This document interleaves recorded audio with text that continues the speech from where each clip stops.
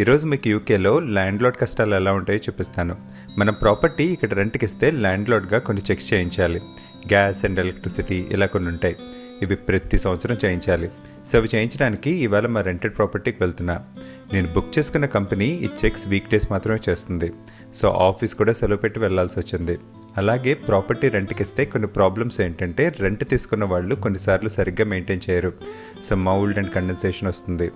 ఎలాగో వెళ్తున్నా కాబట్టి ఆ క్లీనింగ్కి సరిపడా లిక్విడ్స్ అవి కూడా తీసుకున్నా. ఇది చాలా సింపుల్ టాస్క్. హ్యాండీ మ్యాన్ని ఇంత చిన్న టాస్క్కి హైర్ చేసుకోవడం కూడా వేస్ట్. అందుకే నేనే చేద్దామని ఫిక్స్ అయ్యా.